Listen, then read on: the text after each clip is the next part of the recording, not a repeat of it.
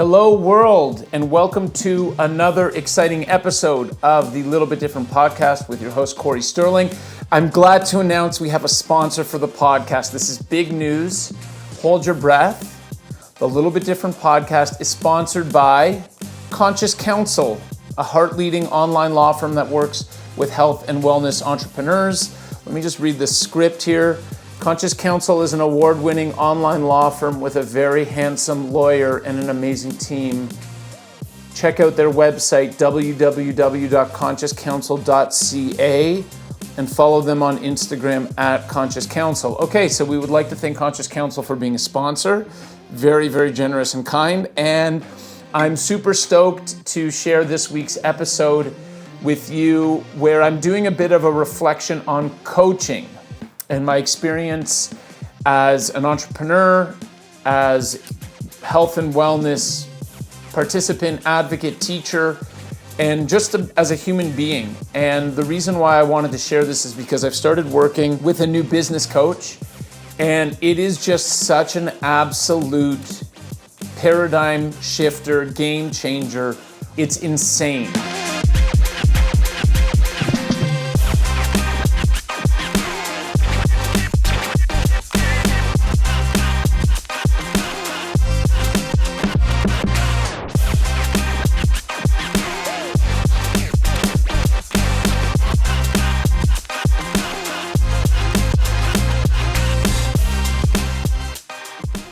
How helpful it can be to work with coaches that have different mindsets and different systems and different processes and different ways at looking at things.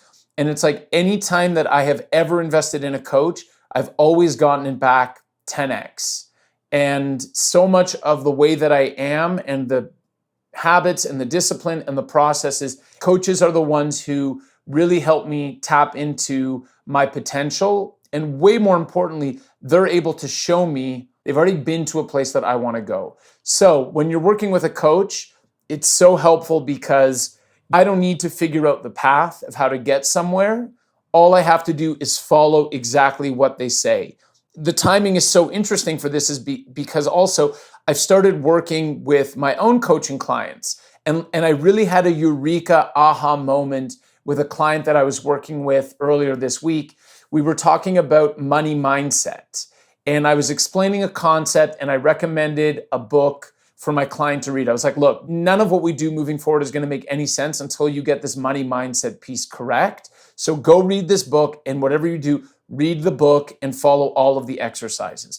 And in that moment for me as coach, I'm thinking, if my client does this, we're in great shape. Like everything is open for us. I know that we can get to our goals and what we want to achieve. That same day, I was on a group coaching call with my new coach, Dan Martell. And the way that he does his coaching sessions is it's usually an hour to an hour and a half. In the first 15 minutes, he'll teach a lesson or some form of core function. And he teaches us something. He was doing a marketing audit, how to audit the marketing for your business. And he goes through it, and I'm like, as it's happening, I'm like, oh my God, this is everything that I need to be doing for my business, for my marketing. Like, I have to do this. And he's like, okay, guys, this is your homework. Go spend 3 hours doing a marketing audit. This is how you follow the process. This is what you do, all of the things. And then I was like, oh my God, I have to do this. And this was on Wednesday, and I haven't done it yet. I've been traveling. Now I'm in Belo Horizonte in Minas Gerais in Brazil. But it was just this whole concept of me saying to my coaching client, like, hey, you have to do this. And then my coach saying to me, hey, you have to do this. It's just the importance of following what your coaches tell you to do. So it was such an obvious example where I was like, cool, if I want to make these changes and grow my business and scale and get to the next level of being a 7-figure business, I just have to follow what my coach says.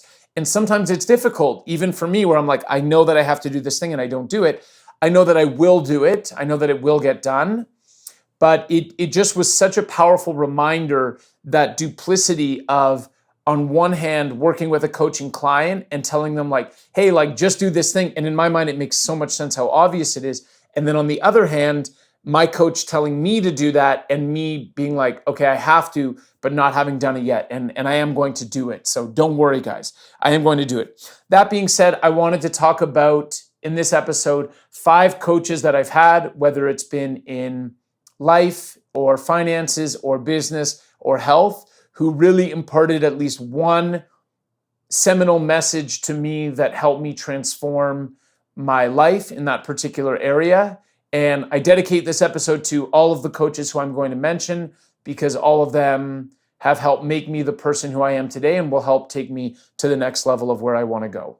Okay, the first lesson that I learned from one of my coaches in life, this came from my first business coach, Joshua Dean Church, also known as Joshy, also known as Brother Josh. Josh and I met at Wanderlust in Hawaii in 2019.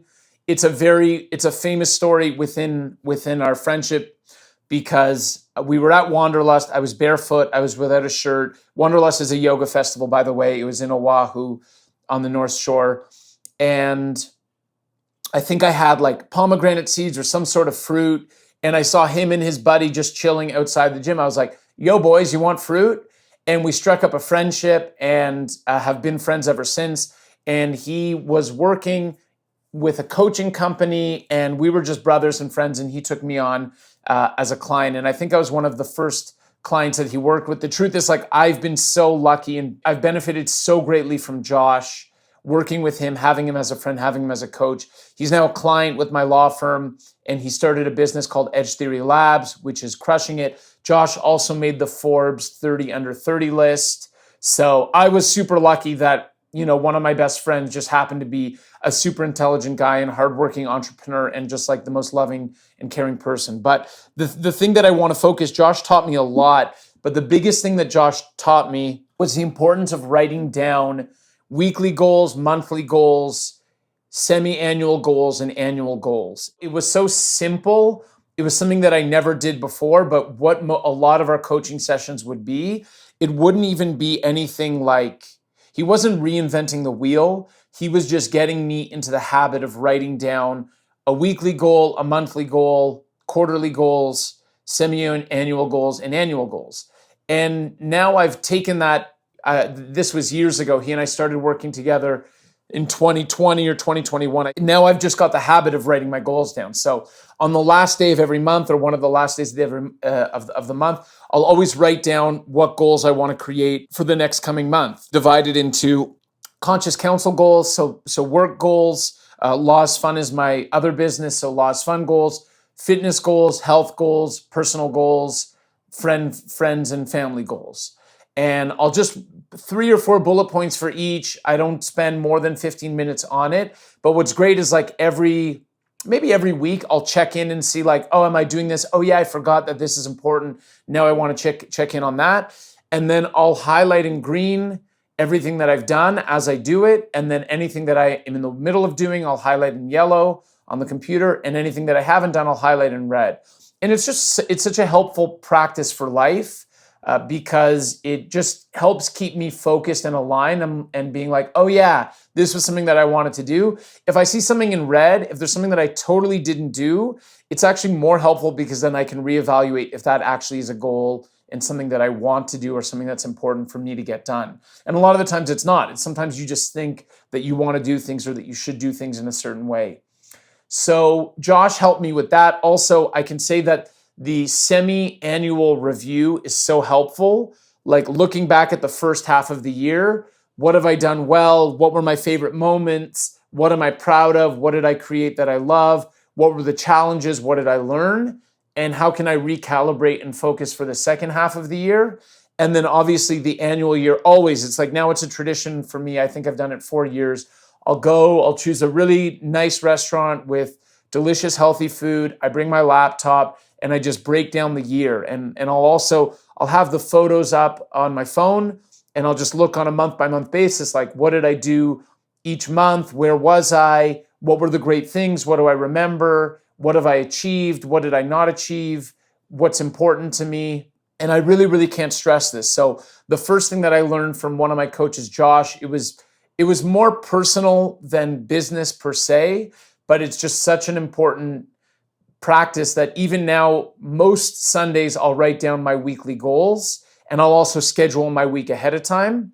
But I got this practice from my coach, Josh, who it's just low-hanging fruit. It's not so difficult, but it really makes all the difference. And it's so fun to look back on previous goals and see how far I've come. What, as an example, monthly revenue goals, what my revenue goal is now is double than what it was when I worked in Josh in 2021. So in 3 years, I double the amount of revenue that I make each month, and my goals are adjusted accordingly. So writing things down on a weekly basis, on a monthly basis, on a quarterly basis, on a semi-annual basis, on an annual basis. Thank you very much, Joshua Dean Church. I love you, bro. We're together forever. The next coach that I want to talk about falls into the financial arena, and this is an individual. His name is Mike Waldron. And I didn't work with Mike for that long. I worked with him for only maybe 3 or 4 months. And he's a really, really sweet guy. He does bookkeeping and accounting and financial planning in the fitness industry. He does it with fitness and chiro and physical therapists. And he's really, really intelligent. He's very sweet and he's very patient. And there were a couple really, really basic key lessons that I took from Mike. And he was the first person for so long. I always had a story that I couldn't understand finances, and that finances were really difficult, and that it was really complex, and that for some reason I didn't have a capacity to understand. I stopped in grade 10, so I guess in grade 10, you're 14 or you're 15 or something like that. I stopped taking math classes in grade 10. And I remember at the time it was like a whole decision with my parents where it was like we had to decide, okay, am I going to stop taking math or not? And it's so interesting at the time you actually think that those things are really important. So I never took economics, I never took math, I never took finance, I never had a background in any of this. And I did more social studies and speaking and arts, and writing, that's more of my core skill set, which is great that I developed that. But as a result, I always had this this false belief that I couldn't do it or that it was difficult. And Mike was really the first one that simplified it. And I don't need to go into all the details of what he taught me, but there are 2 really important concepts as an entrepreneur that Mike taught me that I want to share with everyone. And the first is the importance of having an emergency fund, which it's these things that I speak about now, it's so basic and it's so second nature to me. But for years of being an entrepreneur, I never thought about it and it never came up to me. And essentially an emergency fund is money that you are constantly putting into, which it should be, I think, 2 or 3 months of your monthly expenses. So you have a buffer so that, God forbid, if there's an accident or if something happens, that you have a cushion, a cash cushion of money that you can just pay for things. So if there's an unexpected cost or something happens, whatever it is, you have an emergency fund.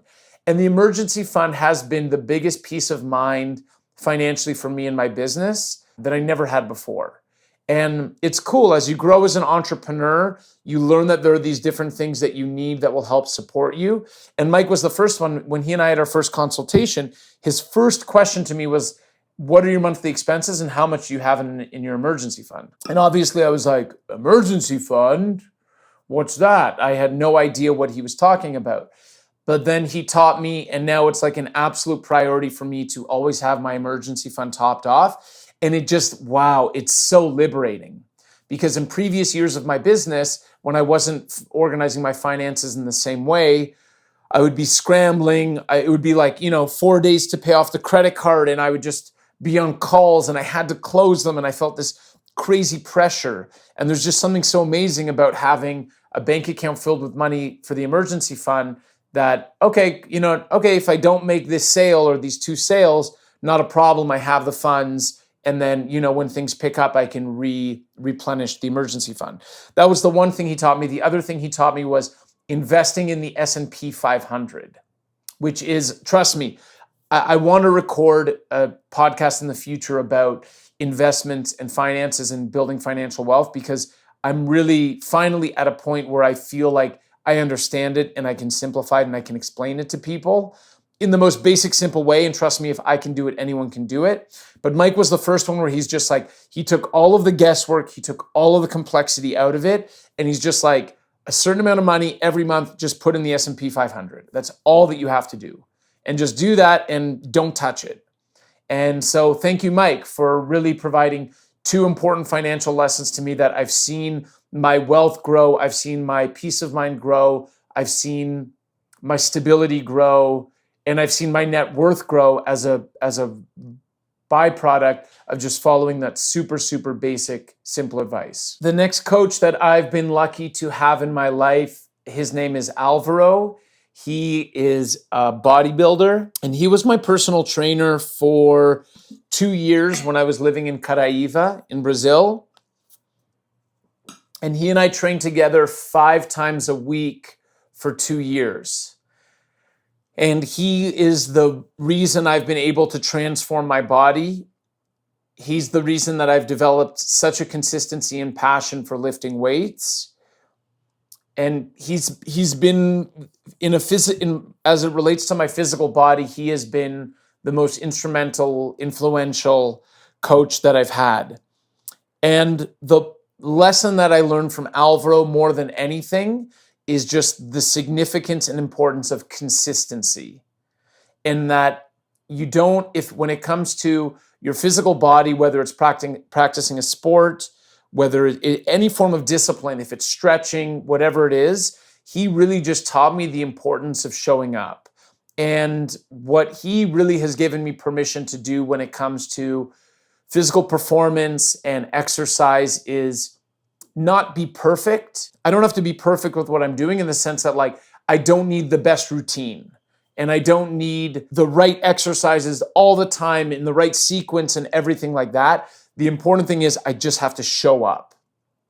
Alvaro taught me the discipline and the consistency and benefits of showing up, and everything is about showing up. You just show up, you just show up, you just show up.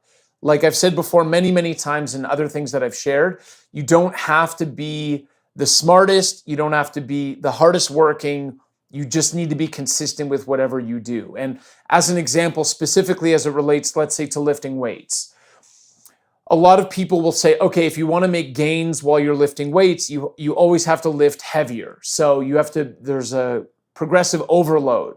So if I'm doing bicep curls today and I'm doing them with 12 kilos, ideally in 2 weeks, I should be doing them with 13, and then in 4 weeks with 14 or whatever. But I hate being on my phone and writing stuff down while I'm working out. I don't want to do it. I open my phone, I'm listening to Radiohead or Arcade Fire or whatever I'm doing, and I just look at my program. I'm like, okay, 4 squats, heel elevated squats, 4 sets. I'm comfortable enough with my body now that I just know I can get to a point where like it's challenging, but it's not too heavy that I might injure myself. And maybe last week I did 5 kilos more or something like that, but I just don't care about that. And the thing that I care about is that I'm showing up and I'm doing it consistently 5 or 6 times a week. And when you show up and you do something 5 or 6 times a week consistently, everything falls into place for you. And so I don't need to repeat, the specifics around consistency because, last week I spoke about discipline and routine and all of that stuff. But what Alvaro taught me was, and it applies to life, it's not just for physical fitness, but I don't have to be perfect with what I'm doing. I have to show up.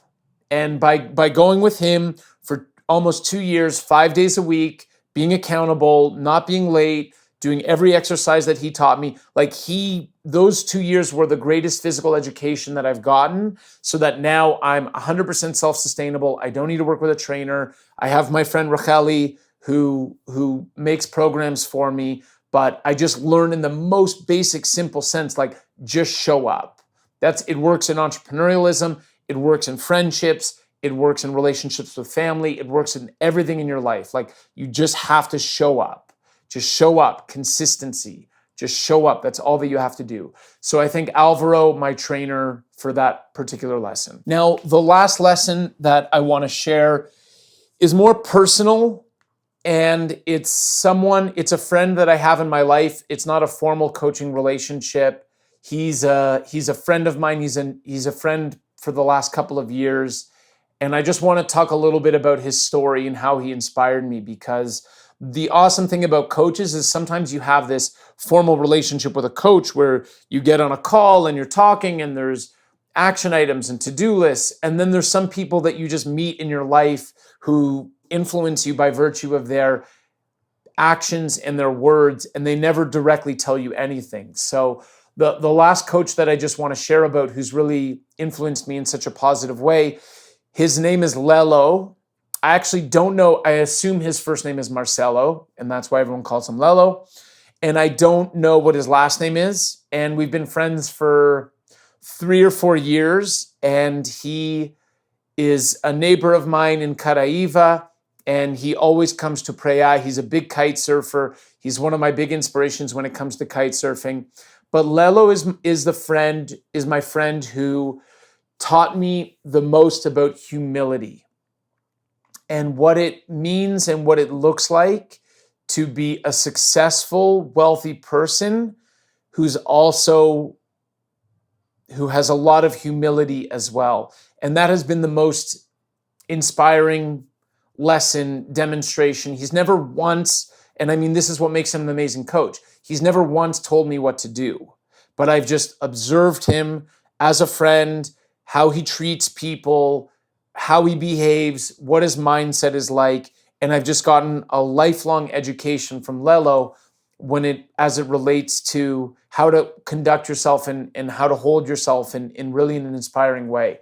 And so just a little bit about him. He's an extremely successful entrepreneur. I don't know how many restaurants he has in Sao Paulo. I don't know how many pieces of land he owns in Brazil. He's got like a piece here, a piece here. He owns a lot of bars and a lot of restaurants, and he has a lot of socios, like partners. He's just an amazing business partner with so many people, which I think is what an incredible skill to have. And he's insanely wealthy. His net worth must be crazy. And he's the nicest guy. He has time for everyone. He's not ostentatious. He's very calm. He's very relaxed. He's very patient. He's very kind. He's very sweet. He's never, I'm sure he is stressed. I don't see him being stressed, but he showed me the way of how you can be a really successful, wealthy person and still totally be yourself and be very humble and be very helpful and be very supportive. And he gave me permission not to demonstrate my success in any external way. And I'll just share a little bit about how I've changed in the last couple of years since building my wealth.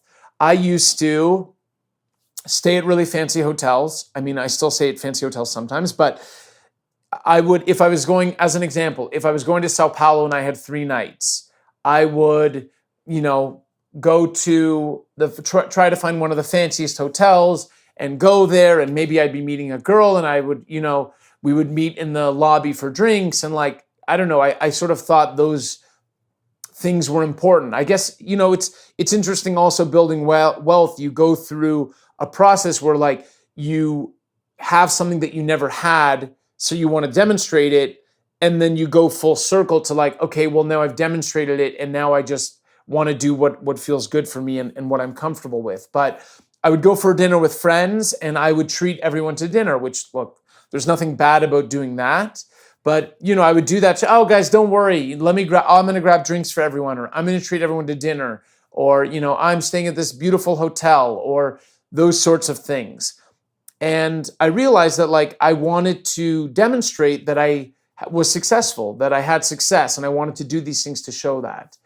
And then I met Lelo, and the most low-key guy, pair of shorts, t-shirt, no watch, beach hat, super vibes, really, really chilled guy.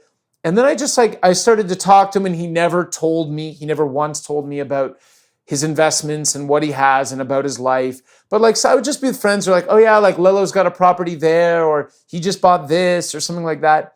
And then over time, as we became friends, I learned a lot about what he owns and how he behaves. And then I just watched him. I just watched this guy who is so successful, who doesn't need to tell anyone. He doesn't tell anyone about how successful he is or what he does. And he's just so humble.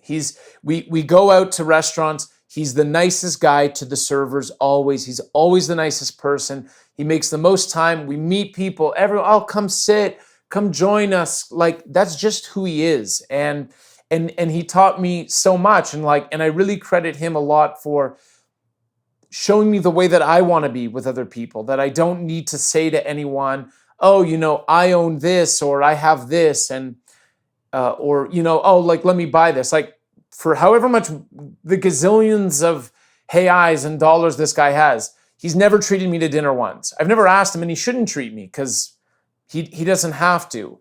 But he's never treated me for dinner once, and he's never treated the group for dinner once.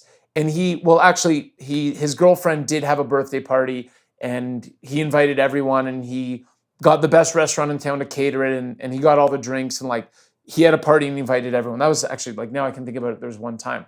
And it's not it doesn't make him cheap that he doesn't invite me for dinner, but it's more just he doesn't have to. And he doesn't have that relationship with people where that's what money means to him.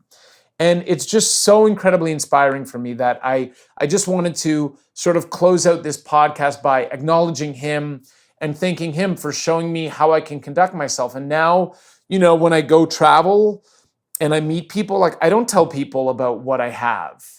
And even on this podcast specifically, I don't talk about what I have. And I'm now in Belo Horizonte, and I'm here.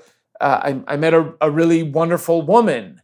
And in the past, I'd be like, oh, I'm going to get a 5-star hotel and let's stay there and we'll go to the spa.